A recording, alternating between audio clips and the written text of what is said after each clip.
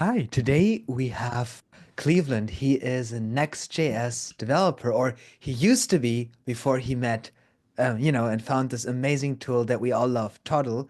And, because a lot of people always talk about, oh, let's just use Cursor AI. Let's just use this AI tool that's going to, kind of like do some things in Next.js React for you.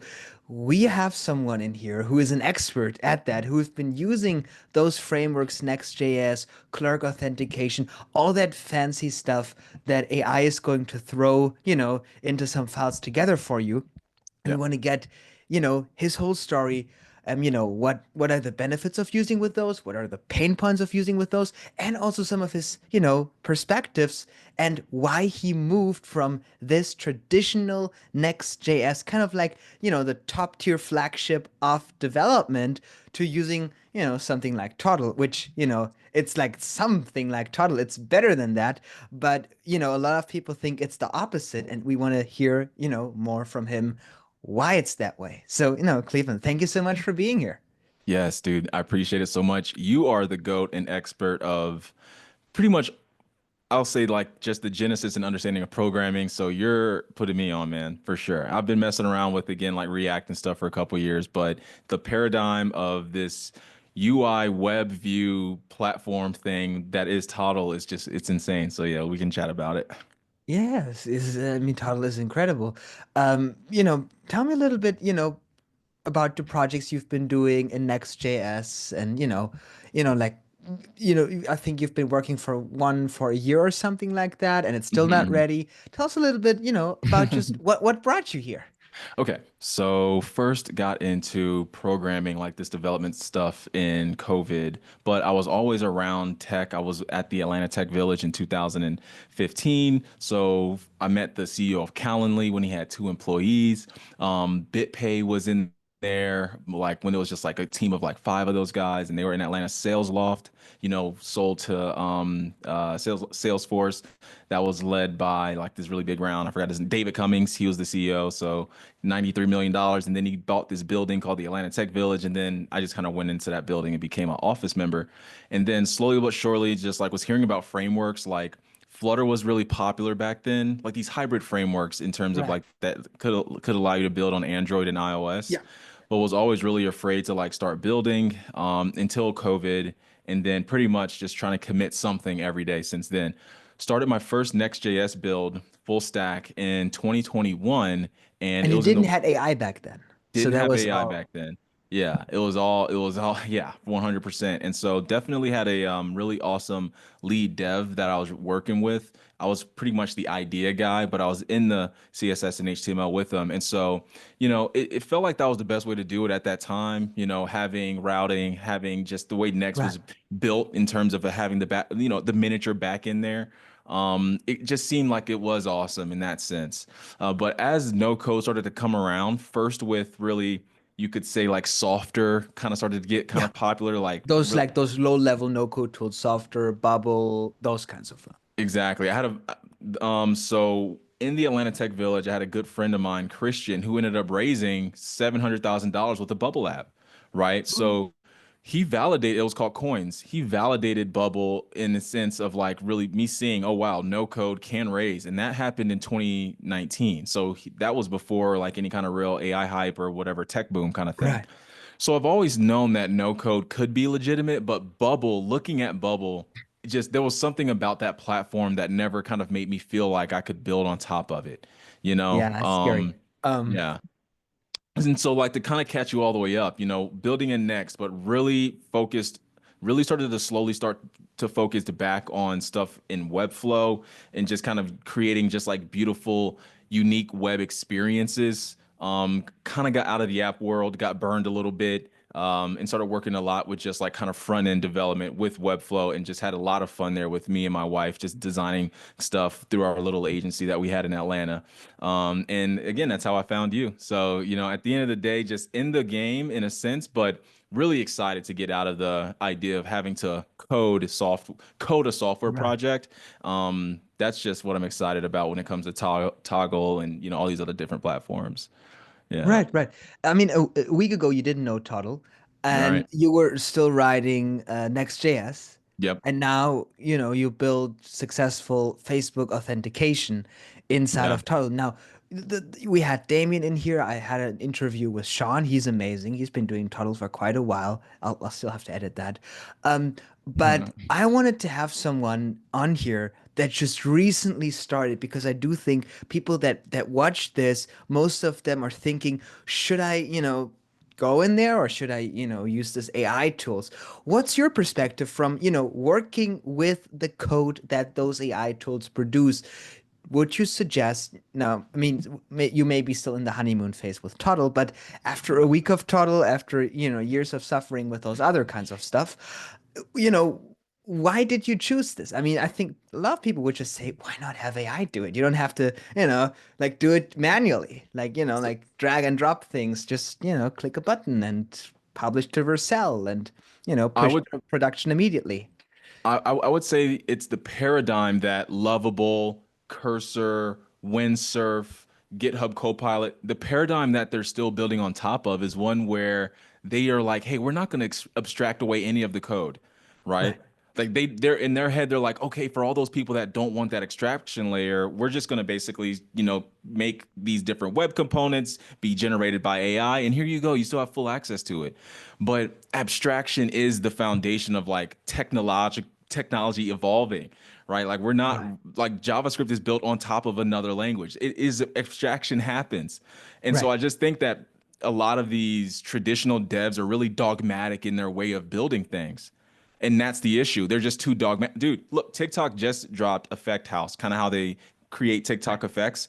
And they Right. specifically said, hey, this is going to be a visual effect, or, a visual software building, platform. There's not going to be the ability to ever code inside of this. And I just think a Right. lot more platforms are going that I direction. think But if you do like a Instagram filter, I think you do have to program those, if I'm not really, mistaken. still, okay, yeah. I think So, I mean my Instagram, knowledge is like from yeah. 2020, but back then it was that way, and that's interesting. So that they're moving to no Yeah. code too.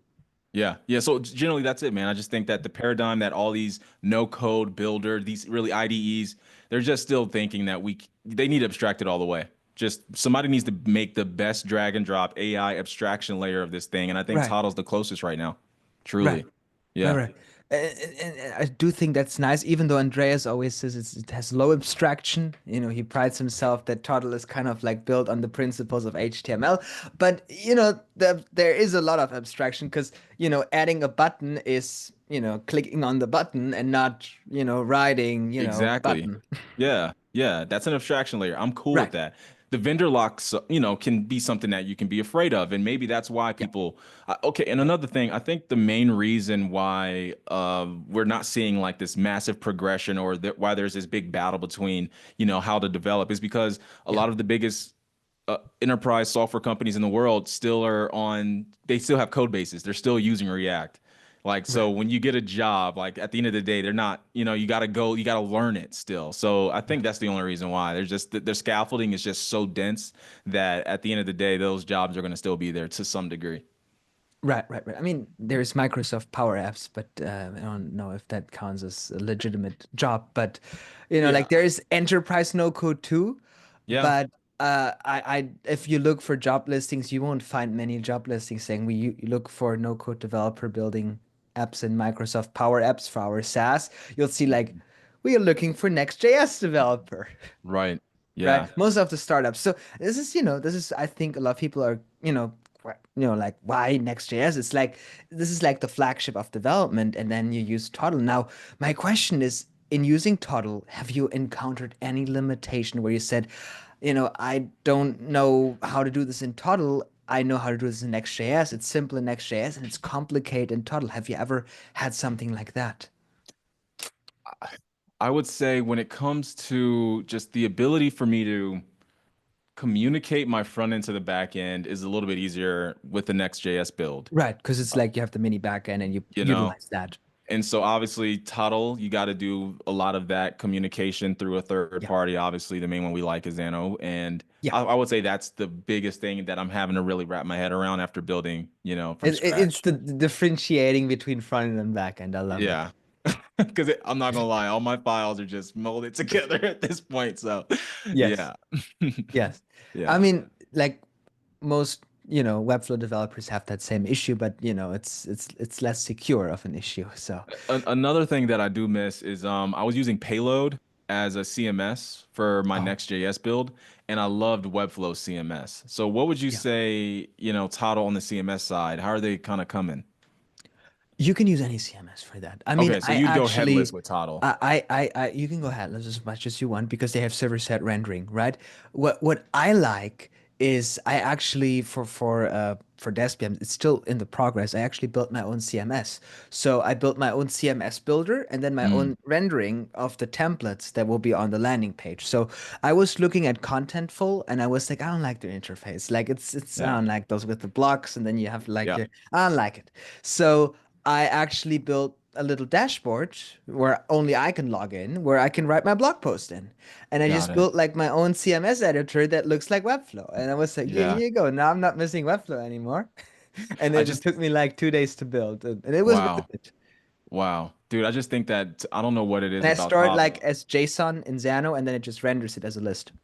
And today I was working on the database schema and I'm recognizing how important it is to have JSON be formatted in a way. It just creates a lot of powerful, Yes, I yes, see that. yes, yes. Yeah. Even if you look at how Toddle renders your stuff, it's all based on JSON. Yeah, yeah, Like yeah. Toddle is pretty cool because like it is programming like in React you use JSX or TSX for Next.js, right? Hmm. Which is kind of like JavaScript looking like HTML. Toddle Right. has JSON looking like HTML Yeah. and So what I JSON looking did, like JavaScript. yeah. So I exported, so I generated some UI with Yeah. Tareem, right? Yes. And Yes. so I was like, what is this file structure? And so I did throw it over in ChatGPT and I recognized it told me, yeah, this is a JSON blob and it's using nodes and it has all these Yes. different little Yes. attributes to it. And I'm like, holy Yes. shit. Yes, that's how they build it. I still don't know how Andreas manages the whole database on the back end. I think I would get confused. I was thinking, like, how do you do this? Dude. Yeah, so I'm gonna have to ask you those some questions about that because I'm dealing with JSONB right now through the automation feature because I'm Yeah. using steps as my JSON format is gonna be steps through the workflows. Yes. But I'm trying to wrap my head around how I would organize that in the DB. So we'll have to talk about that at some point. I mean, I would just actually store a schematic JSON in your Xeno database. You can store JSON in your Xeno database, and then you would take this JSON file and then just send it to the front end, render your visual workflow based on that. Got it. Okay. There's actually we do have a template on NoCode ProCode if you go to help.nocodeproco.com. Even if it's a dynamic, like even Yes, if yes, okay, because cool. we already do have that template. We actually have it set up for like a link and bio thing, which is the same thing. It just does different things. This is just capturing leads. Your thing is doing the other way around. It's sending stuff to people. Another thing I'm really excited about with Toddle is the static site generation stuff that I'll be Yes, able, I think yes. there's a lot of PLG within that. That's the cool thing. You won't have any CMS limits like you would have with Webflow. I Yeah. mean, that is actually the benefit that gets closer to Next.js because you do have that with Next.js where you have like you can create dynamic pages, they're server-side Yeah. rendered. You don't have that with React, but Next.js is like React with server-side rendering. Um, but yeah, that's really cool. And those are the things that are super simple inside of Toddle. Now, Yes. my question to you is, I mean, I do know because you joined the community, so I do know what you're building on. Ah, Maybe you want to talk about the thing that you're currently building on. Maybe don't share any trade secrets, but what you're currently building on, you used Next.js before that, and you switched over to Toddle. Why did you do that? And what's your experience in switching over for your own project? yeah. So I was pretty much a 2, 3 man team on my current project, and I don't even want to use the word project because when I go all in on something, calling it a project feels like I can throw it away because I have so many of Right, those. Like I'm right. really considering this a startup in a sense, Yes. where I'm pouring all of my resources and time into it. And again, about a 2, 3 man team. I was chief architect, and I had my dev team that was like really in the in nuts and bolts of everything. Yeah. But I was doing everything in terms of like finding all the right open source libraries, finding all the Right. different, just React Flow. React Flow, stuff like that. But even stuff on the side of like Zustan for state management, stuff to make it easier for the Yes. developers to like really get stuff built out. Um, and so through this process, man, developers and you got to have a crack team. You have to have a good team. And Yeah. unfortunately, some of my guys were just really slow to respond. And I want this stuff to get built, and I'm throwing some bread out there to them and stuff like that. So it's like, come on, guys, this is, and I'm promising all this like awesome upside if we can get this thing out there, but it just wasn't moving the needle. So I'm just really the kind of guy that goes, hey, I got to get into the weeds of this. And honestly, if I need to truly build what I'm building, which is a social commerce platform, I'm Yeah. starting with Instagram as targeting a really specific customer profile there. At the end of the day, it's a lot on the integrations are very heavy. Not only that, I'm really trying to create this to be like a platform more than a single point solution. Because unfortunately, I think that my value proposition works when I have like a combination of features and not just like one good one, which makes sense. I mean, a CRM Yeah. at the end of the day, which is what it is, it has to have multiple aspects of the business pipeline. Yeah. And so that's what we're building. And dude, it's been incredible because what it took from us to build from October 15th, when we really kind of got really into the weeds of things, till when I found you maybe early December, we've done it in 3 or 4 days. So we've cut Yes. down 60, 70 days of dev times, literally. And we're silly devs, but it's just a lot on the front end. We're coding out Yeah. and creating and designing our UI, stealing what we can from ShadCN. But at the end of the day, uh, if you want a unique platform that has unique value propositions, the user experience has to be different than just, okay, the sidebar, and then you have, all You can your do it like Elon. I don't know if you looked at XAI. Elon, he just like, his team just took one to one the UI from ChatCN UI and it looks exactly the same. They didn't change anything on it. They just replaced the logo and put XAI on the top right, on the dude. top left. I mean, well, hey, I could do that too if my business was a chat interface. You're right, bro. So yeah, man, it's been incredible, dog. I mean, it's just so much faster, and it's me doing it. That's the scary Yeah, part. That's why I'm like, my wife's like, oh my God, like you're making progress without calling or hoping to rely on anyone, and so that's right. what's awesome. Yeah. And imagine like you've been working on the Facebook integration. Maybe you want to show us something because I think that's pretty cool. But Oh yeah, I'll show you. um, you've been working 60 days or more with a team on this integration, building this. I assume it costs a lot of money doing that over Yeah. 60 days with people doing the work, right? I mean, you don't Yeah. have to say any numbers unless you want to say any numbers, because I think that will be a great soundbite. But Dude, I'll say but some numbers. 100%. Yeah. there you go. But Yeah. think about, just for now and before you say the numbers, let's think about an imaginary number, how much this could cost, right? And then you say you built this yourself in 3 days, which basically was 79 because that is how much no code pro code is. And you built that in office hours yourself. And you did it with it does the same thing, and Yeah. it's way easier to maintain. And Yeah. before that, I looked at all your TSX files, and they were like this. And Yeah. now you have, three Xano groups, and you have 2 pages in Toddle, and it does the Yeah. same thing. That's incredible. But I mean, if you want to drop some numbers, I think that'll be cool. Yeah. So okay, so the devs that I'm working with, they've been really my road dogs. Found them on Upwork, but then we got cool after working together for so many years. Right. Both of them make $300 a week, so it was $600 a week. We kind of do 2 week sprints, so Right. $1,200 every 2 weeks, 2,400. They're not working full time, Right. but on any given month, easily $4,500, $5,000, depending if they kind of put in some extra hours and stuff like that. And Right. so I guess that what's gone out in the past, what I've paid up for development just in this quarter alone, let's say it was something north of like maybe 10, 12 grand. Mhm. Yeah, dude, yeah, I And hate you to and you say, build it yourself I hate to say, in 3 days. unfortunately, I've built it myself. I really do. I really hate to say that because then I kind of question a little bit, damn, they didn't, I didn't get screwed, but we made it. I don't know, dude. I don't know what to say about it. They We did they they did put in the work, they did good work. They just used tools that are very slow. So they had to put more work in it, and that's And a why they lot of our charged you. time was digging around the Facebook docs, unfortunately, Right. and trial and error in that regard as well. That token Yes. mechanism was pretty complex for us, to be honest. So, It's not that oh, and we did, complex, but we also got the Stripe integration working as well. We got a couple of good integrations right. working in the foundation, but Yes. we were right next to the next point we were at was getting the UI done, and that's when I found you guys. Yeah. That's amazing. I'm glad that you found my YouTube channel, found Toddle. I think Toddle is a great tool, but I do like the idea that something you may spend 5,000 on, you rebuild yourself in 3 days. And now it's the thing, when something breaks, when something updates, you build it, you know what's going on in there, right? You can just Yeah. go back to Xano, log in, change that, worst case during office hours, figure that out together.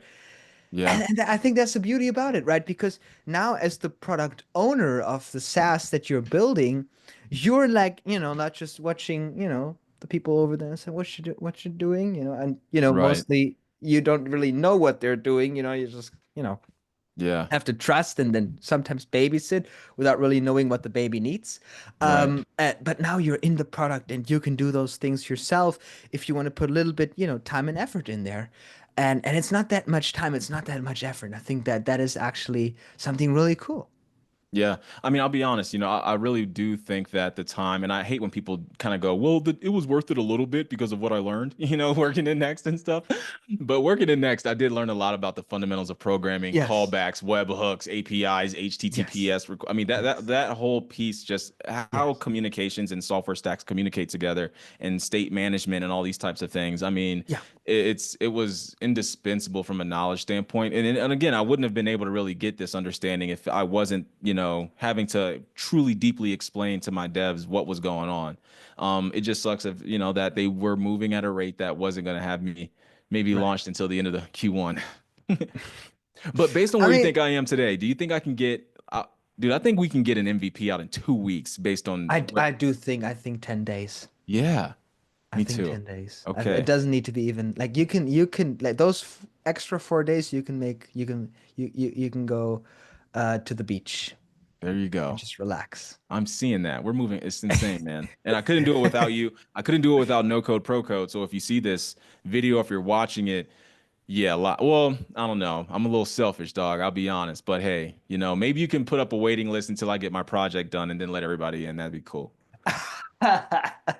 Let's do that. You Once don't you we don't want anybody in the office hours with you. You want No, it no, all. they're too valuable. They're amazingly valuable. And if you guys are stuck in a project or, on the fence about building a project, hop in office hours and yeah, 100%. You'll help them scaffold the tech stack that will work for whatever their project is. And that's the cool thing Yeah. about no code. You can adjust to the tech stack depending on what you need to do. Right, right. Choose the vendor that works that makes your life easier, Yeah. and then you just go with that, right? That's the beautiful thing about that. For example, Damien was like working. I don't know. He's always working on file uploaders for a bunch of time. Oh no, it was actually Leonard. It wasn't Damien this time, but Damien was working always on calendars. But Leonard was Oh, like that's working right. on a file uploader, and I was like, just use upload care. It's cheaper and it saves you time, and we set it up and it was pretty simple. And that's the nice thing about no code. If A doesn't like, if A takes more than this to set up, you use B, and if B doesn't work, you use C. You can Dude, just replace it. only thing, okay, and this is where you can maybe calm my, anxiety about no code in a sense, because again, I've pretty much been doing the full stack builds, and the reliability of the software is depending on how we build it, right? Yeah. With no code, I'm a little worried, like, okay, what's the uptime on Toddle? Is Yeah. Xano something that can kind of be something that if somebody sends a DM on my platform or if there's communication happening, you know what I mean? Like, Yeah. that's kind of nerve-wracking a little bit. Right. I don't want any webhooks like randomly missed and then it's like erroring out for no Exactly. reason. Like how do you feel Now, about that? now, now, now, receiving a webhook and working with that is generally a very light thing to do, like getting the webhook, updating something in the database. You're probably not receiving a million webhooks a Right. minute. If Right. you do, you want to get more iron from Xano, and for that they have their scale up and their scale plans, and you can, work with caching depending on what you work with, right? Yeah. Now with Xano, you actually get dedicated infrastructure, dedicated resources, your own virtual machine, meaning you kind of like buy your little thing over there. So, the more you pay, the bigger your little thing gets. So, when you get a lot of traffic incoming, you want to probably upgrade because you get a, better machine. Now, the cool thing about Xano is the more efficient you structure your things, how your machine works, the more you can get out of it without having to upgrade. And that's what we also do in office hours, right? We think about how can we make those things more efficient? How can we have lower memory ceilings? For example, there are a few tips. You could work with asynchronous functions. You could call a Xano endpoint inside of a Xano endpoint to offload some of the work if you do very intensive tasks. Actually, Despia, that builds a mobile application for you, does all that file manipulation on zip files inside of Xano, Huh. and it's not hitting any memory limits because I just use multiple functions under each other, so I can be on the cheaper plan. And that's the nice thing about Xeno. The smarter you get in architecting those things, the more you can, the more you can work with it. So that's the cool thing. So you just have to be smarter in how you structure things. Now, when you work generally with things in Python, you probably end up adding a lot of npm packages. Even though this is what I don't like about Xano, you can add npm packages. Mm. But if you work with something, your mini backend in Next, probably on your backend Node.js, you probably spin up a Node server. Yeah. You add up a lot of npm packages, and they make those things quite heavy, and they are quite intensive, especially how many you use of those. Now with Xano, they are computational complete. So, most of the silly things that you would probably use a package for to make your life a little bit easier, to write 5 lines less code for, I don't know, a for loop, they're crazy libraries. I Mm. saw like one on YouTube Shorts. He was like using a library for characters or something, or like for letters. It was like weird. Uh, there is a library for everything. Yeah. But depending on how excessive you use libraries, that can be a performance issue, and it's usually you use those libraries to make your life and building the code easier. Now, Xano does that for you. No libraries needed, even though I do criticize that you can add libraries in there because you Yeah. then always have to like I don't know, do like a DigitalOcean thing and like create a Mm. serverless function and put it as a microservice in Xano. Even though those things are possible, right? When you hit a roadblock in no code, that's a wonderful thing. You can just outsource that piece to something that is a little bit more codey, like a Cloudflare worker, whatever, that can do that thing for you. And that's the beauty about those things. And the nice thing about low code, no code, low code is it has a faster time to market. So Yeah. it may, like probably you show this to a programmer, he's going to say like, this is not best practices. I don't really care about best practices. I care about getting my product out there fast. Dude, hey, I'm telling you, man, that's it's nothing but best practices practitioners on Twitter. Like that's all they do. Yes. If you go anywhere outside of like traditional, you know, development, like, just ideology, they start to crap on you like, oh yeah, you're building they just don't have, I don't know what it is. Yes. I just didn't expect to see so much ideologues in tech, which is supposed to be this like forward thinking thing, but there's so many people that are not that There are way. a lot. Dude, it's wild. It's really wild. So yeah, I'm excited to rip on them on Twitter. I mean on TikTok later tonight. I'm making TikToks just to rip on tweets by devs who are just like basically saying no code and AI is total bullshit. Learn how to code. It's like, wait, you're learning front end like CSS, HTML? That is so sick. No, don't. You should be building a project in I never cahoots with doing understood. that. I never understood why people write code and they can't see what they're writing and how it actually looks unless they open localhost, or they have like a little window where their website is in. Especially if you work on a laptop, like this is terrible. Yeah, dude. Like Yeah. this is like I talked with one actually. He's a programmer, and he said, I have one screen with localhost where I can preview my site. I have another screen with VS Code, and then I can see what I'm doing. I was like, in Toddle you have it in one screen, and you could do it on Dude, your laptop while you're at the listen. airport, while you're at Starbucks, whatever. I think if telephone operators had the choice, they would have rathered not lose their job to, cell phone to telephone poles. Like at the end of the day, it's a safety mechanism, Right. trying to shoo away let's call it evolution. But hey man, you got to change with the times. Hey, now I got a question about Sure. your programming background, man. You know so much. I'm kind of confused. Can you kind of give me a little timeline here? Oh, I'm a no coder. I never knew programming. How is I this, bro? just You know programming better than most programmers, and you're a no coder. That's the most I'm incredible. curious. I ask a lot of questions, and if you ask a lot of questions, you learn a lot. Ray Deck, he's like pretty much the expert of no code. He's a computer scientist, and I did ask him a lot of questions, and I got a lot of answers from him. I think I went on his nerves multiple times, but he did answer. So I asked a lot of questions. I got a lot of answers, and then it was and then my favorite feature is the OpenAI ChatGPT voice feature because sometimes I feel bad for asking Ray too many questions, Yeah. and he's really good. I would highly suggest everybody Ray Deck watches YouTube State Change AI. It's amazing what that guy is doing. He's brilliant. He's a genius. 25 years computer science experience. He knows everything. He knows Webflow. He knows Wiz. He knows Xano. He knows Supabase. He knows everything. He knows technology that's not even out there anymore. Like Wow. he is brilliant. He knows the no the code part. He knows the low code part. He knows the no code part. Because he knows everything in all those aisles. He has a very great knowledge in how to solve problems on each of those aisles with the opposite of that aisle. So, big suggestion. Look at him. I So then learned what would you most of say it from him. if somebody was coming into the game and was like, "Hey, I want to create software," right? Shout out to my Yes. community software creators. If somebody was to create software, what would you say? Where do you think they should start? Hey man, I want to start building applications and whatever. Where would they start in your opinion? And if it was like web development, web Yes. applications. Yes. I would say a lot of people always, have an idea and the worst thing that you can do if you have an idea and you go on Figma and you make a mind map.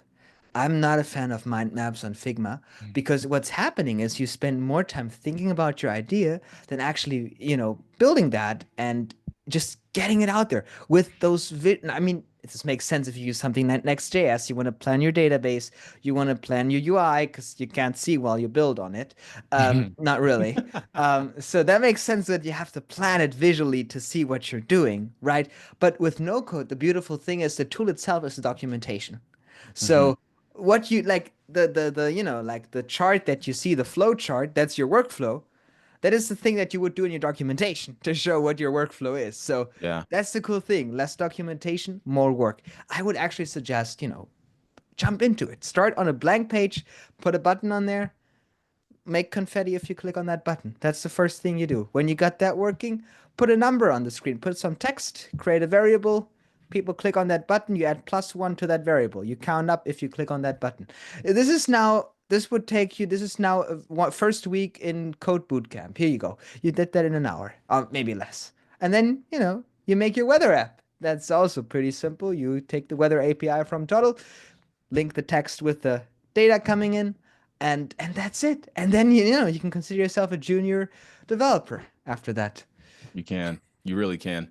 Yeah. I mean, right? okay, awesome. So yeah, get right in Toddle and start just screwing around with the Yeah, UI, start creating exactly, different pages and things. I would totally exactly, agree to that. Because exactly. otherwise you would to tell somebody, okay, hey, I want to start building apps.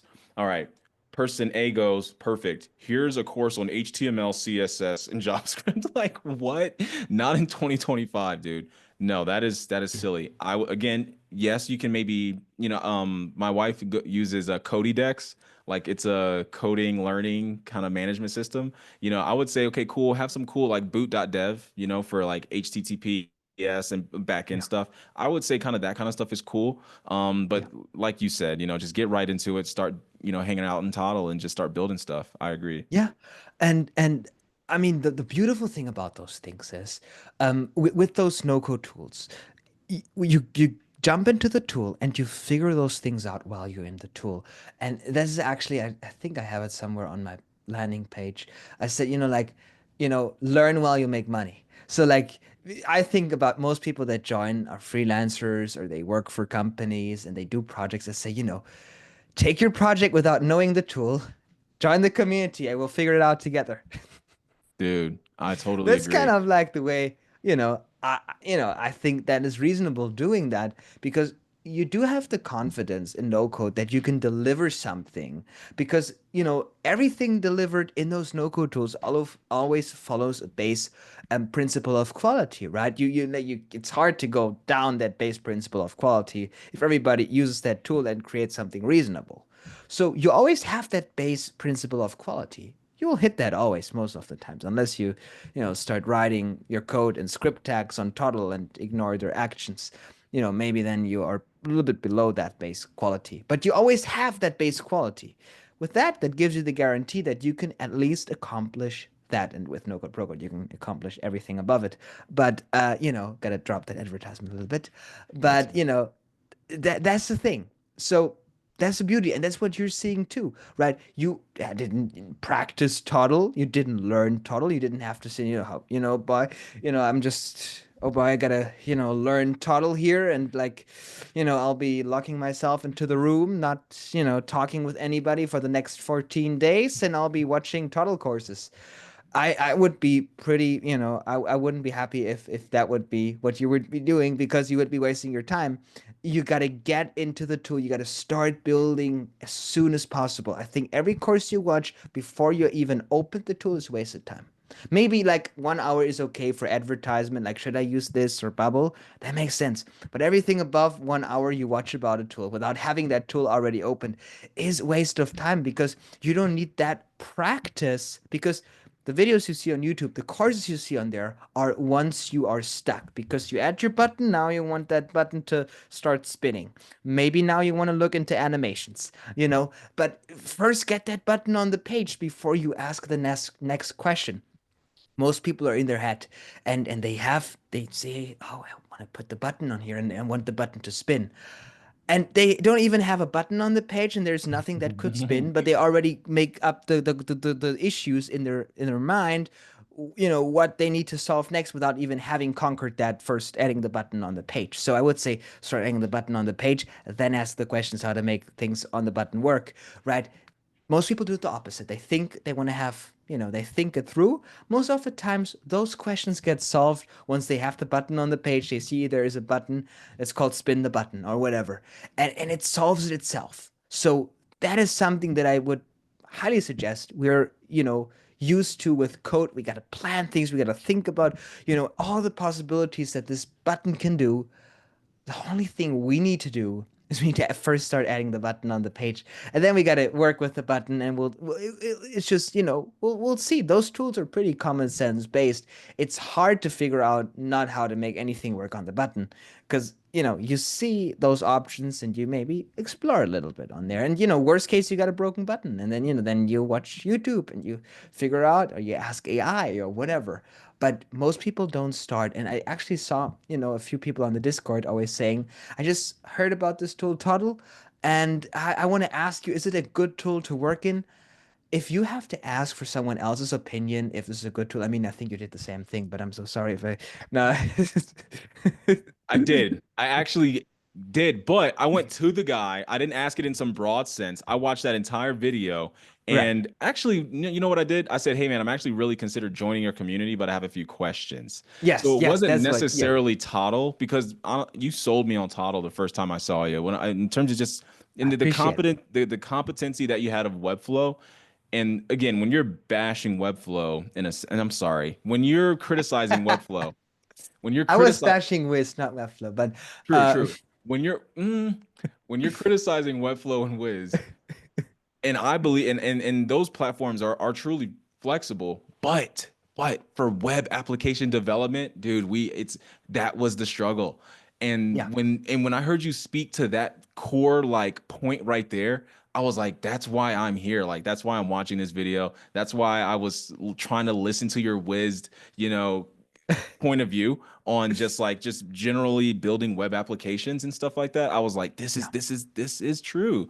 And so yeah. when you were like, oh, when I saw that basically you went to the frontier of Wiz and like to really you pushed it to the limit. I saw that in kind of what you were saying. I'm like, well, dude, I'm not gonna waste my time with Wiz. So you're right. I was in I the wasted 8 months with Whist, and my SaaS is still not working in it, and I rebuilt everything in Toddle, and it works beautifully. I rebuilt everything in Toddle in 14 days that I spent on over half a year building in Whist, and it was still not working. wow, dude. I Yeah. can and when I saw that you Probably really shouldn't say tested this the on camera, but No, man, listen, you tested out the platform. You took it to the extreme. And so that's why I went to yes, Toddle, was because yes, I didn't know much about Toddle, but the fact that I knew a lot about Wisdom Webflow and you said you pretty much yeah, cranked out as much as you could. I'm like, okay. And he said, and now you're saying you're killing it in Toddle. And I saw all of your new videos were Toddle yeah, videos. I was like, what is Toddle? And that was the main yeah, reason I wanted to join, was yeah, because all of your new videos have been Toddle videos. yes. And so I have some questions for you actually. Sure, sure. I have one question and a statement. So the statement is, I think what we're seeing, and this kind of ties into the question I have, but I think what we're going to see over the next really 18 months is like an exodus of make and Zapier people getting off of make and Zapier and recognizing that what they're trying to I do think is, most of them are already on Whist, but oh my God. Well, dude, you gotta, I and then mean, just and they think Wisp is backend. I think it's funny. Someone said, I'm using Wisp as my backend. I was like, okay. dude, what the paradigm shift you mentioned to me was, hey, your Zapier and Make are not server, they're serverless solutions. And Yeah, so since they're serverless solutions, you're gonna get charged for every single minute, anything that happens, it's not incoming minute. and outgoing. It's like per task, so it's like per step. Gosh, So like if your Zap is like it's like you got like three things in there. You pay for every item in there.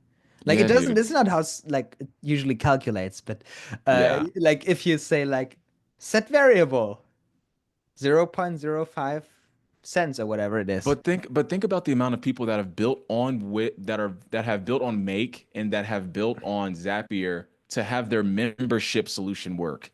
Their hacky That's a terrible membership, so membership solution. you know, I mean, I like, actually made a video how you can hack those but for at the end of the educational purposes. but at the end of the day, what's the vision with like no code pro code? Because like what do you like what do you stand on? Like what's your philosophy of this whole space? I want to get a better understanding of that. And where do you think it's going? I do have a wonderful philosophy. I would love to hear it. It's no BS.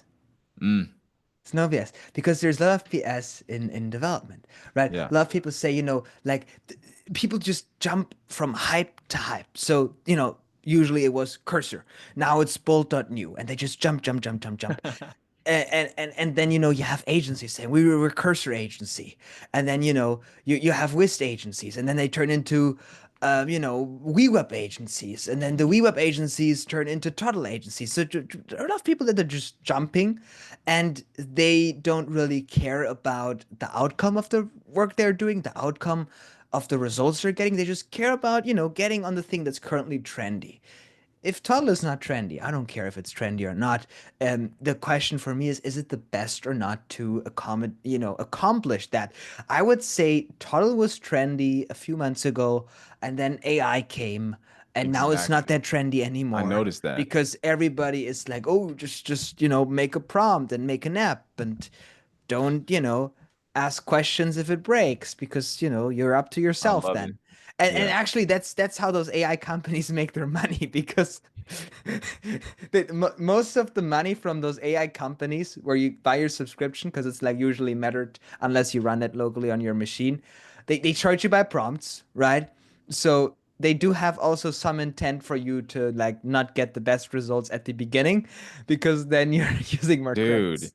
Dude, that's like the opposite of planned obsolescence. It's like it's something else. It's just, but I mean, at the end of the day, I had a philosophy when I was designing websites called good, better, best, you know. Yeah. And so at the end of the day, of course, you're gonna have to do the incremental improvement on the UI, but who knows? You're right. They probably start them from a lower Exactly. starting point than they need to. Exactly, but the beautiful thing about that is, there's a lot of hype always. There's a lot of BS. There's a lot of noise, and if you stop focusing about the hype that you see on Twitter about whatever that person is saying, and you just focus on based on the technological facts that we have, what is the best solution that will help us get things out there fast. And Fast. you Yeah. look at that, you stick with that solution. When that changes, you adjust, right? At some point, it was whist for me because my understanding was limited. But then when my understanding grew, I saw, okay, there are certain things I can't do in whist. There are limitations imposed by Webflow. I have to move somewhere else. I tried WeWeb, and WeWeb was great, but I felt like I wanted more like design control. With WeWeb, it was like, take it or leave it. Like, like just you like our design or you don't, we don't care.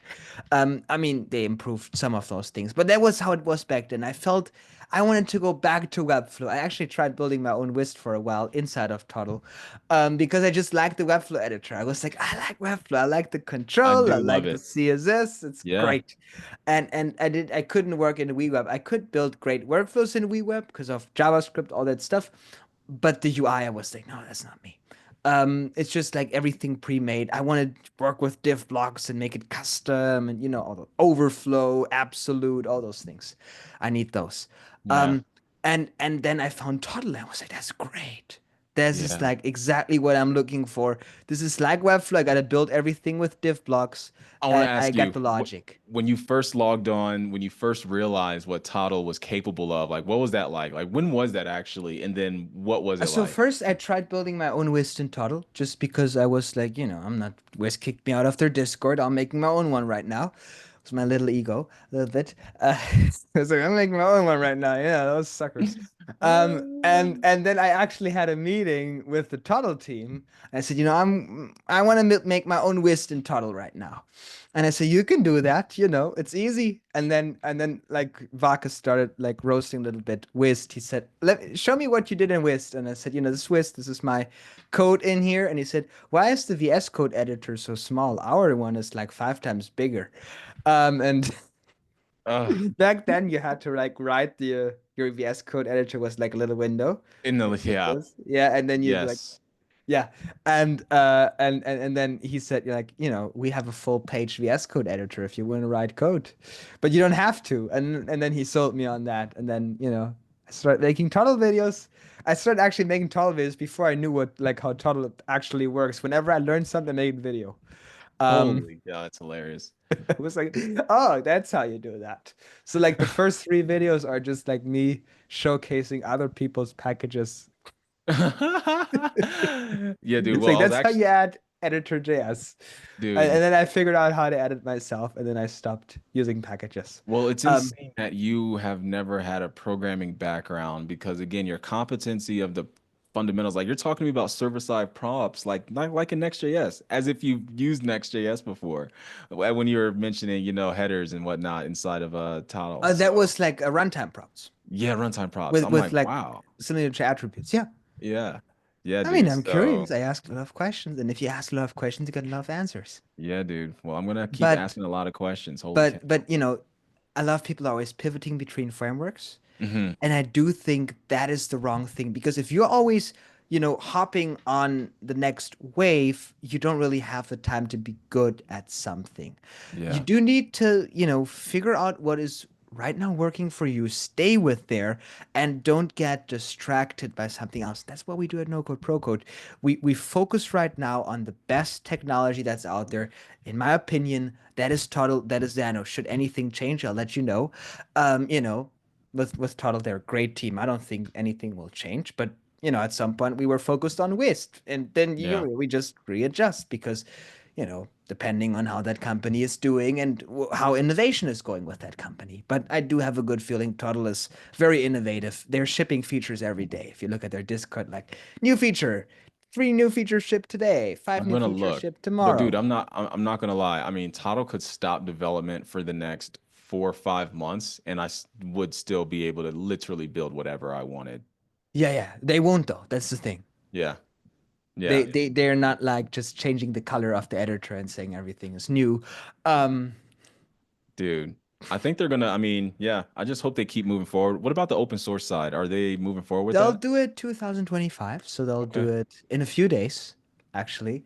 And that's pretty cool because you'll be able to run the editor yourself inside of Toddle. So like you'll be able to contribute to the Toddle project inside of Toddle visually. So like think about it like this. Usually if you have a no-code tool and it's open source, you would open this project in Next.js and change some things in there, right? Yeah. Possibly. You know how you contribute to the Toddle project? You open the Wow. Toddle editor in the Toddle dashboard and edit the Toddle editor in the Toddle editor. Yeah. Man, that's an open source Because hack. Toddle is made in Toddle, so it's visual open source. Yeah. That's something the world has never seen before. Think about it like this. It's an open source Wow. editor, and you use the editor itself to edit the open source editor.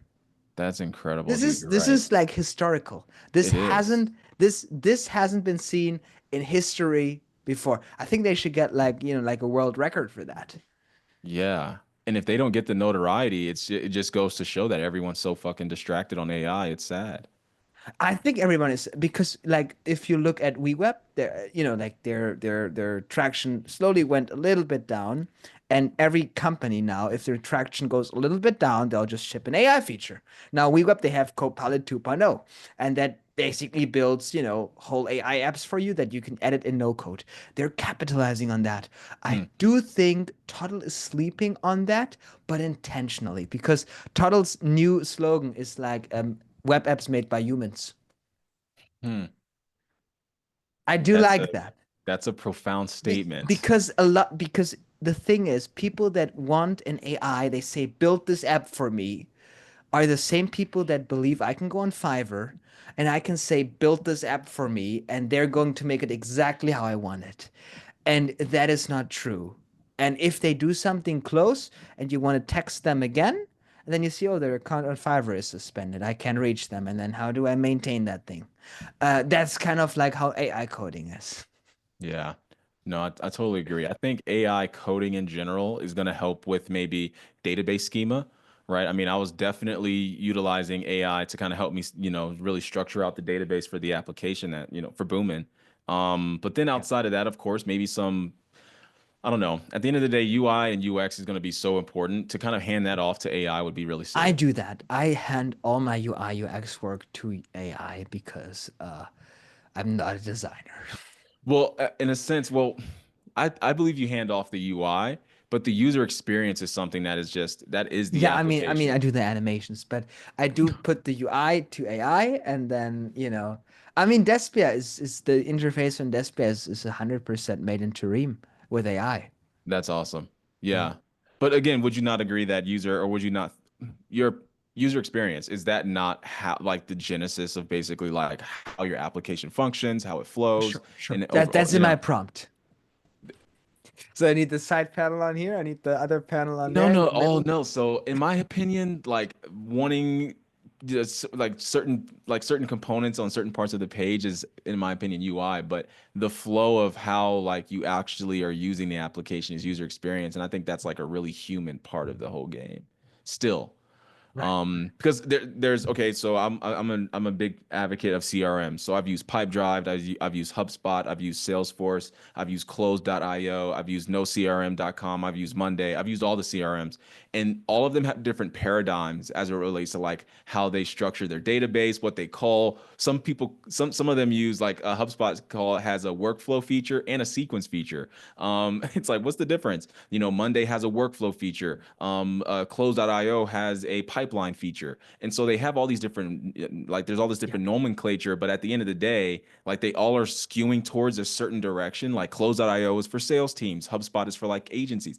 And so I think that AI is going to have a really hard time recognizing that part, the user experience of your application, and like who that ICP is, that ideal customer profile that you're trying to fit to that Yeah. application. You know what I mean? Yeah. I mean, AI is very bad at sales copy. I had to humanly Sales copy. redo that on my website. Uh, Oh, AI is going to be, I mean, there's no need at all to try to think through great sales copy. A and B test, like if you have a website getting 10, 15, 20,000 site visitors a day, it's best to A and B test hundreds and yeah. hundreds and hundreds of times, depending on the IP address, you know? Yes. So, Yes. yeah. Yes. Yeah. I do would love if I mean it's actually simple. You could actually because of server-side rendering, you could actually make a B test inside of Toddle natively. And now that I think about it, You really could. Down to the IP, like you you could could, you could, you you could could, have you a could because you can personalized fetch landing that, pages. handle it on the server-side rendering. You may not have a 90, you may not have a 100% speed score. I know Andreas is very passionate about speed Mm. scores. If he only gets a 99, he's like upset for a week. Hmm. He needs the 100. And I think the Toddle website gets a 100. He needs the 100. He's aiming for the 100 speed score because he can do it. He can do it. He can do 100 with server-side rendering. Another thing that I want to say, I think the future's going. I think landing page development and just kind of websites in general. I think that's, web 1.0, not even 2.0, right? Like like a company's website is just what it has always been since the 90s. Um, dude, I think everything's going to be interactive. So like if you're a real estate company or a real estate website, why just have a simple real estate website when you couldn't have really almost like a web application that's like kind of how your real Just estate don't business use video exists assets. within. It'll kill your conversions. Uh, Video assets? Yeah, I can imagine that. video ask. Yeah. Yeah. Video. That's the Yeah. thing But I have from my community. You got to make a video before you join. yeah. And that's what I'm going for. And you're gonna have to help me with that, dude. But I want to crank out a lot of cool little apps. So the next one I'm gonna crank out is called Brand Score. So you'll be able to integrate your Instagram and we'll run a couple of different scripts on there to pull some of your posts and pull the performance and kind of give you a general idea as to why you're You can use some of those sketchy rapid APIs. no, but no. You could. Hey, Meta team, I'm not touching any offshore APIs. I'm telling you that Ah, we right should say it now. on camera. Yeah, we won't. We won't. I don't even know what I'm talking about. Ah, Yeah. what's rapid API? Um, I don't even Oh know. my I don't even know about their TikTok API, so I don't even know what I'm talking dude, about you here. just, you're strengthening your relationship with Meta. Let's put it that way. Every time you get on camera, you're checking off their box. Like this guy's not ready yet to come back. I mean, they got also great Google APIs. There's a great Zillow web scrapers. I love Rapid API. It's a great Oh, one. you're getting all the keywords. Okay, dude, I get it. This is gonna be in some dark funnel. But yeah, man, dude, I appreciate it, man. I appreciate you bringing me on and I appreciate the conversation. And I hope I wasn't too long-winded. But generally, I'll say this again, the new paradigm is where code is about to be abstracted away. Visual design is the future. And if you're not, and if you still are in this world where you think, oh, you can't create, like on my TikTok, people have said recently, front end is dead until you need to create something like really specific. It's like, bro, if you still think you cannot create like hyper dynamic sites with visual editing, you're out of your mind and you're just going Yeah. to be late to the party, And that's really where it's at. Yeah. So in to summarize, in your experience, have you ever worked with any React Next.js AI-based tool like Cursor, like Bolt, I know all of them. in all Lovable, of them? Cursor, Windsurf, GitHub Copilot just charged me Yeah. today. Yeah. There you go. They're good at that. Yeah. Yeah, I've used every single one, unfortunately. Yeah, I have every single one of those IDEs downloaded and I've screwed around with all the Yeah. agents. Yeah, so I could tell you, I mean, what do you And you ask? choose Toddle over everything. I have to because I want to abstract away the code. It doesn't Yeah. matter that you can help me write a function. I don't want to write a function. I don't want to forget a curly brace. I don't want you to forget a curly brace. I would rather just go into Exano, do anything I need on the back end, Yeah. pull that to the front end on Toddle. That's it. I don't want to deal with any of And that other that's stuff. worth the $99 a month you're paying. Just gotta get this on camera here. 100%. Here you go. Because people always complain about this. They say, oh, I just made superface edge functions. Um, Oh my God, dude. it's Hey, just I made 25. I made Superbase Ed functions. My Superbase X functions were doing the entire state management of my workflow engine. Oh shit. So I know Superbase X functions, and yeah, I would much rather have my auth, my middleware, and my APIs all interconnected in one platform that's just pulling everything to my front end. Xano is really powerful, dude. Yes. Probably just as powerful as Toddle, you would say, right? Like, I think it's Toddle for the backend. yeah. Also, Okay, by the way, people always complain with the Xano because Xano handles your auth. You probably used other auth I providers did. like Clerk or whatever, right? What I is use your Clerk. experience with that? Hey, Clerk, you can get your all spun up in no time, right? That's Yes. true. Um, You I do need enjoyed code that though. through code. Yeah. I enjoyed that. I enjoyed the fact that Clerk has the ability to do, they make it really easy to store sessions, for their users. So for all Right. the users, so I was able to do a lot of stuff with client-side state management with Clerk. Um, Now when it came to multi-tenant architecture, which is kind of how we're built, like Boomin, Yeah. because Yes. I have an organization as like the organization, and then they had a tenant, which were my brands, and then those brands have members. Doing Yeah. that in Clerk was going to be much more difficult than doing that in Xano. Because doing multi-tenant architecture in Xano is much easier just based off of how you can really manipulate auth and Right, and kind of all those customize it. tenants need login and all those things, right? Because then you would have Supabase as your database. You would have Supabase talk with probably some sort of backend logic, edge functions to Clerk that you use for whatever, some of your authentication that stores that. And then you kind of like have to interconnect and make sure that Supabase is still secure, Yeah. which gets quite complicated. In Xeno, you have it all in one vendor, so you do have that vendor login, but I like that vendor login because it makes my life easier. You can always export your database data too, or self-host with Xano if you want to spare 3,000 a month. Yeah. Yeah. So I would say again, yes, Clerk, you can get it spun up in minutes, but you got to work with code. And so Yeah. immediately And how people much was it, that by the way, a month? Like, because people say, it's free to start. Yep. So my biggest bill in Clerk was $200 because we had 700 paying members Right. on the platform. And Xano would have been zero and they wouldn't take any cut from your Stripe. Yeah. Yeah, Because dude. it's not like you also have to look at the cuts they take. Most of Yeah. them take like 5%, 8%. That really adds up. If they take like Yeah. Well, Boomin's going to take a little bit of a cut, so I'm not afraid to be a revenue yeah, but partner. like but think about it like this. If you take the cut and then they take the cut of your Oh, cut is less. dude. Oh my God. You're right. You're right. But It's a and see double that's the cut. but at the end of the day, Clerk is an abstraction, right? Like Yeah, Clerk is abstracting away any type of auth 0 or auth 2.0 yeah, functionality that you had to build yeah, on your own. yeah. And I don't see anybody mad at Clerk, but they get so mad at Toddle because Toddle's kind of Toddle's going for it. They're going full sin. Yeah. Xano's going full sin. Clerk is like, hey, again, their paradigm is we want you guys to still screw around with code. I don't know, man. It's a plugin you add to your code, and it doesn't solve much problems besides this specific one, and you'll end up having a lot of those plugins in your code base, and your project is then mostly dependent on a lot of third-party tools that you're Yeah. not in control of managing. With Yeah. Toddle, you can build those yourself, and with Xano. Yeah.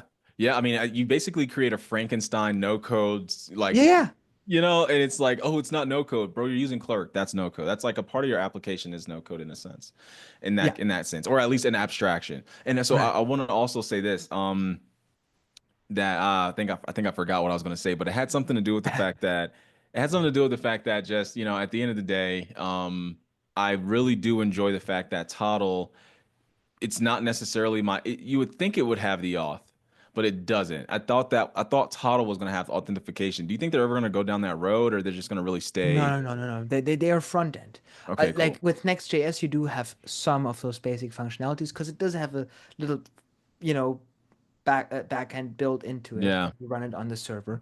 Toddle doesn't have that. Toddle though manages the cookies for authentication for you. They do that on their back end.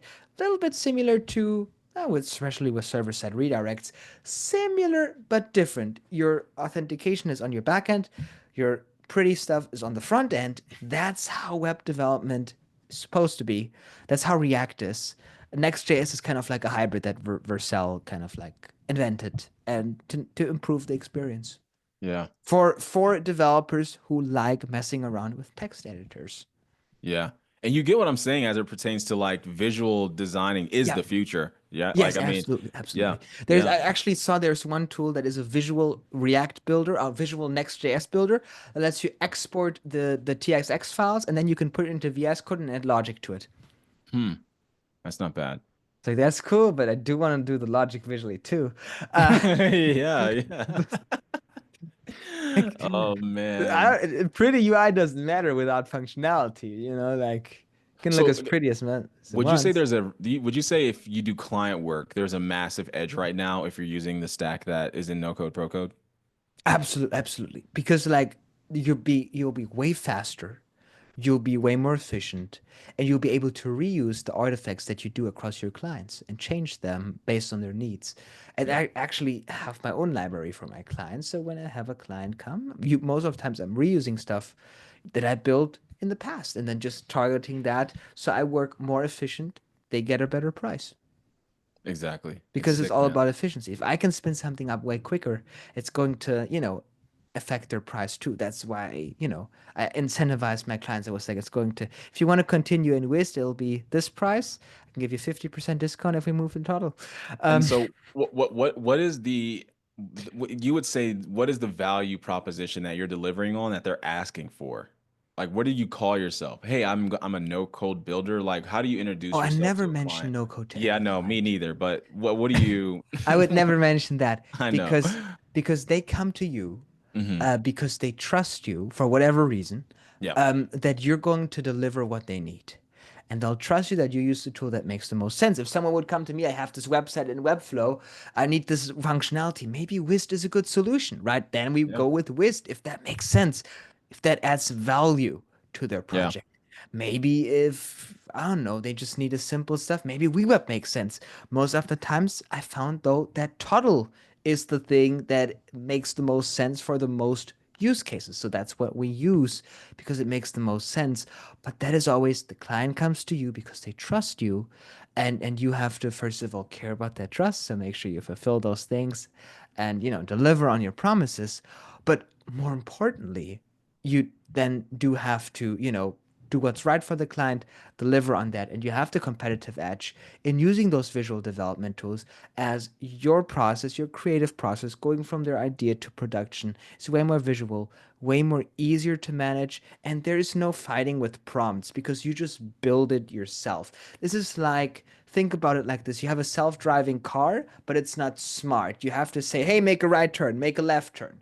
Like you have a Tesla and you Yeah. say like, oh, yeah, stop, like traffic light. Now you Right. gotta take a right. Now you gotta take a left. Now, I'd rather just have a steering wheel and do that myself without having to shut at the car all the time. That's kind of like Exactly. the difference between having AI do it and you doing it yourself. You'll be like thinking about how this thing has to work anyway. Why don't you just do the clicks yourself? It's just clicks. It's not writing anything that you don't know. And this is, I think, why coding is so, mysterious, so foreign, so scary to people because you just don't understand it. Now, with Toddle, you can understand what you're doing. That takes away the scariness. You want an AI to build something for you that you don't understand, that you never even thought about what you're going to understand. That is a terrible idea.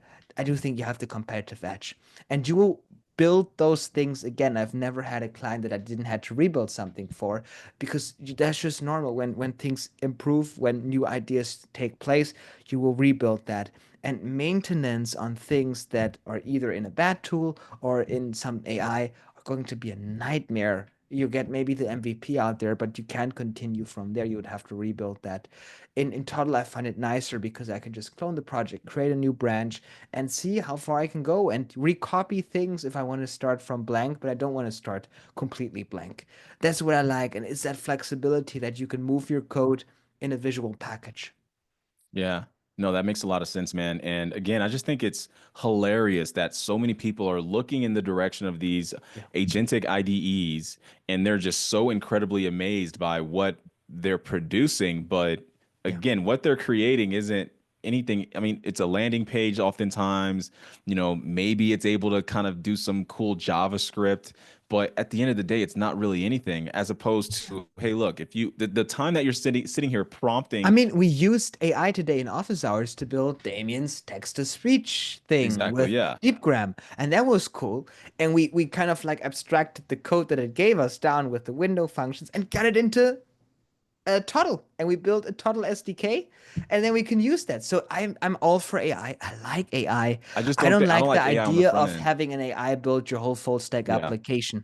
And then Yeah. now I saw that they have now a Supabase integration. I think it's bolt.new. You link the AI with your Supabase, it builds everything for you. Yeah. It's like, how do Well, you even know what is what? Like, if AI does everything, how do you know what is what, right? yeah. And I do like the idea that I do think that is BS because like there's no way how you can maintain that. in No Code Pro Code and in my YouTube channel, I want to teach you how you build those things yourself. So you understand what your thing is doing. So you understand how you make changes in the future. So you understand how to improve your product over time. And once you understand how things are working, you get more ideas and you know what's possible and what's not. And if you know what's Right. not possible, you get more ideas on how to make those things possible using different directions, which will improve your product. So, as a product owner, I think the best thing you can do is get started with visual programming, visual development, because that is, I think, where the future is. Because the future will not be writing the code manually, because everything in tech has always developed in getting more efficient. Computers has been gotten more efficient. Software that you used to do in the terminal stuff now, look at the Mac. It's kind of like a no-code thing. You got your icons, you got your apps. It turned from terminal to interface. I do think this change is far behind in the programming world.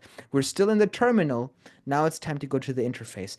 Every technology was in the terminal, moved to the interface. Computers, best example.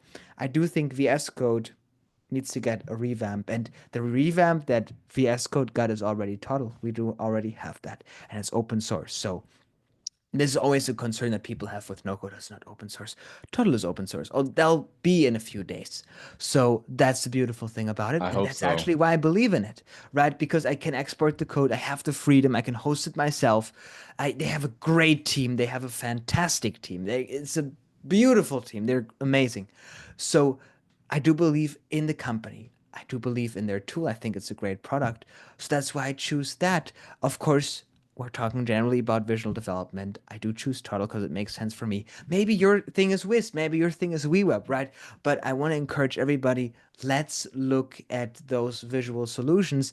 And no worries, I have no issue suggesting Wisp because then I know in 2 months they'll be all at Toddle. Same with WeWeb, same with Bubble. They'll find their way over there. If they tried in there, they can't do it. They all go to Toddle. But this is kind of like right now. I think Toddle is Bubble's a leading the nightmare. market. Bubble's the worst, and I totally agree with what you're saying. Visual development, creating software. I would just say create software at rapid paces, and I think people who create software are going to be economically those that are going to win in 2025, 2026 are software creators. Seriously. I think, it's like the shiny ball. Content creators are like, something that people kind of chase to be. But from an economic standpoint and from a career path standpoint, it's kind of like being an actor. That your Yeah. chances are slim of growing an audience. You're a little bit, you maybe don't have the personality you thought you did, But when it comes to software development and software creation, again, if you just have an idea, you can pass that off to the people who are great at Right. creating content. So I just think Right. I think as cell phones ushered in a new wave of people who considered themselves actors and directors and stuff like You can that. just put any random stuff next to your face, make a you selfie know like this on Instagram, and you just made $2,000.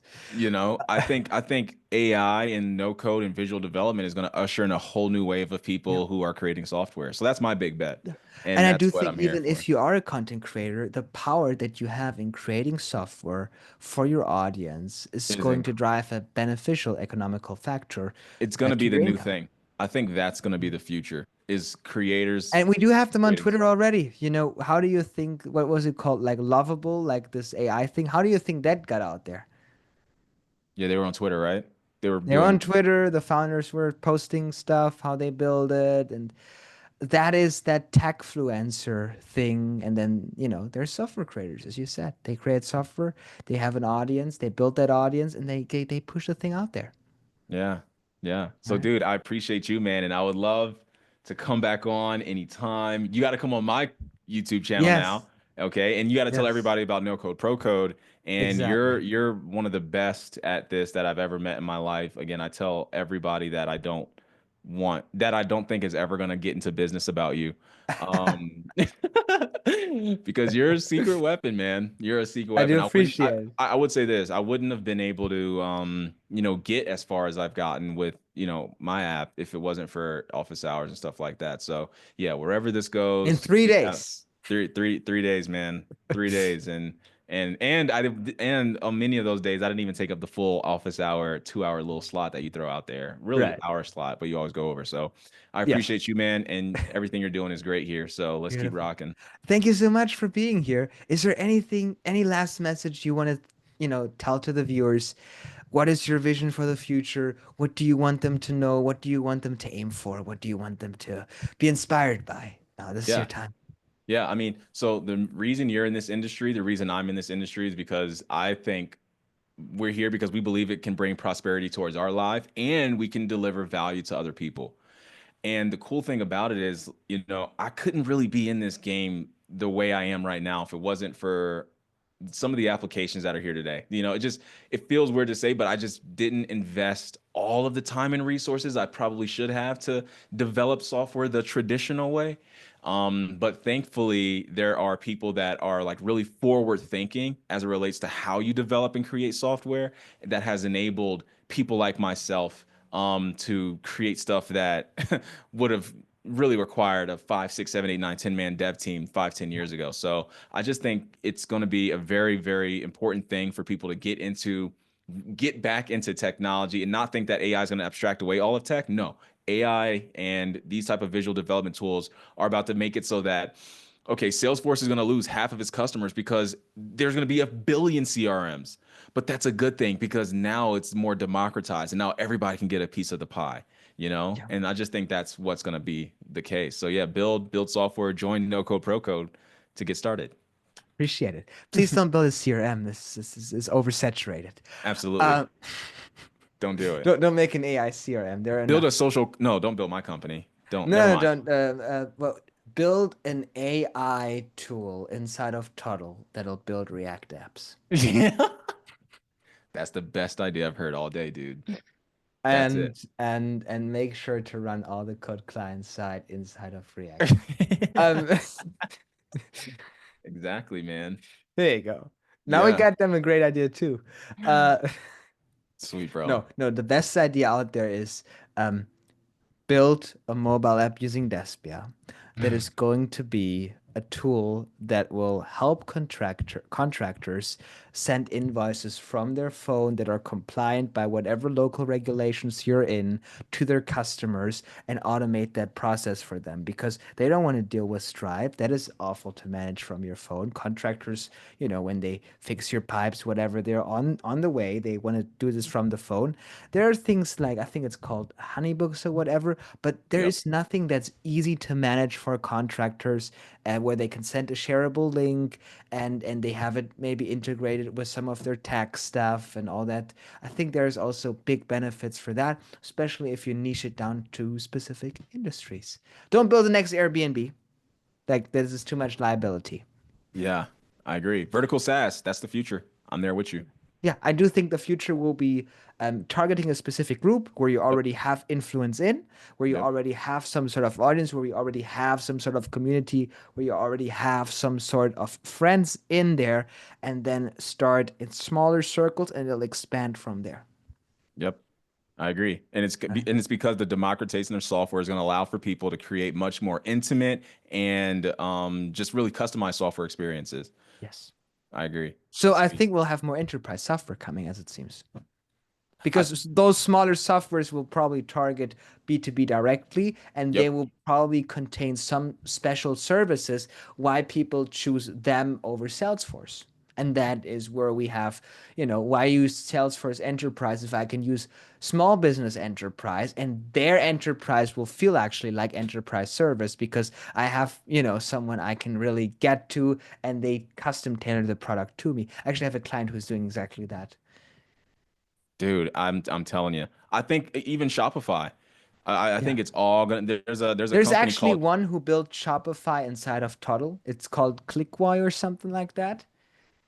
I think it's yes, for I gotta keep Indonesia. you showed me and it Yeah, was incredible. Yeah. it wasn't. But Yeah, and we also have Sean in Office Hours who built that too. He made like a wow. knockoff version.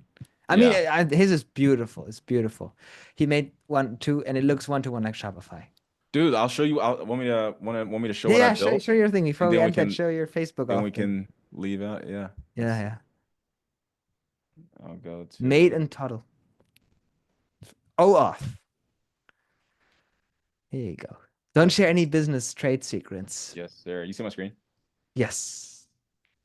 Yeah, so Boom and look, I got it AI. working on the domain now. Ah, finally. Booming AI. Beautiful.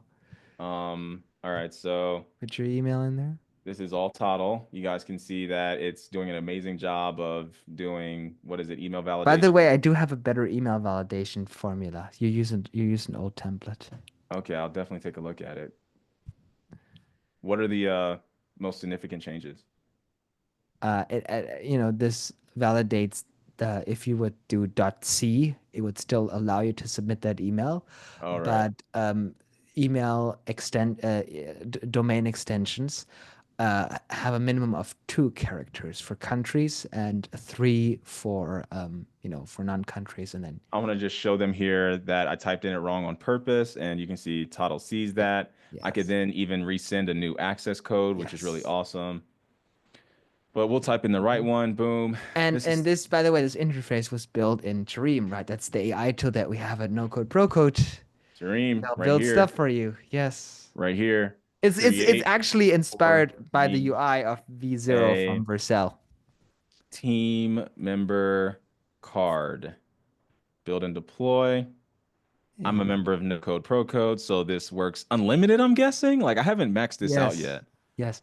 I mean, I do have Look my at credit on Claude, so we'll that. see how far it goes. Okay. But and then guys, once you're here, basically you just copy this and boom, you got a web component right here in You can Toddle. paste it And into Toddle. yeah, you can It's over you can there. adjust that as much as you like, but let's finish up. So basically, here's my Facebook auth. Yeah. Works just fine. You connected with your Facebook account. Look at that. Connected with my Facebook accounts.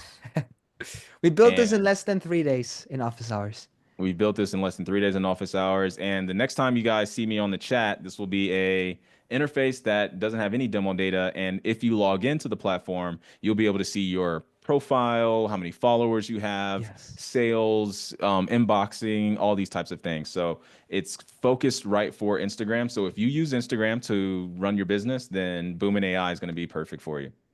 Go to Boom and AI, sign up for the early access. By the way, you got to put a wait list on there.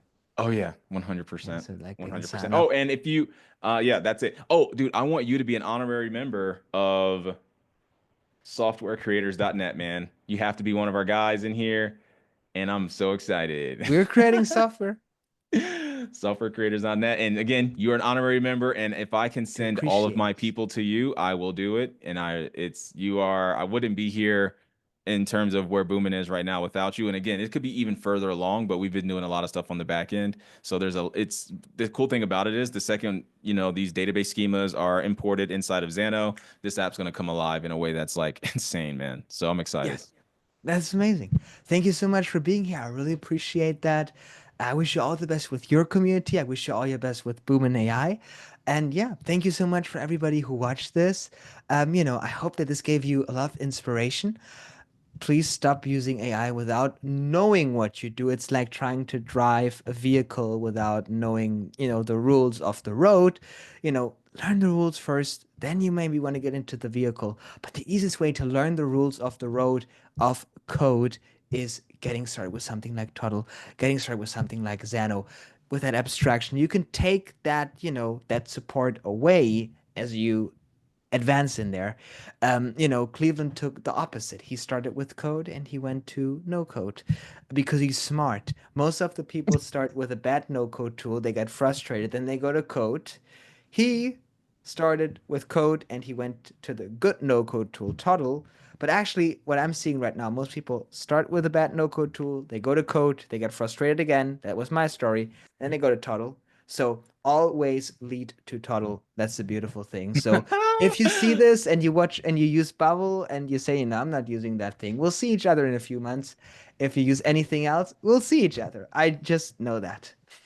I agree. Hey, dude, let's do it again and let's do an update on the project, Yes, I would for love sure. to showcase that. There's also great advertisement from my community. Let's And do I it. think people are very interested in seeing that because it shows what is possible with those tools and that there are no limits in what you can do if you have the right tool. But thank you so much for being here. I really appreciate that. I Dude, appreciate but everybody who watched that. And I wish you a blessed rest of your day. Take care.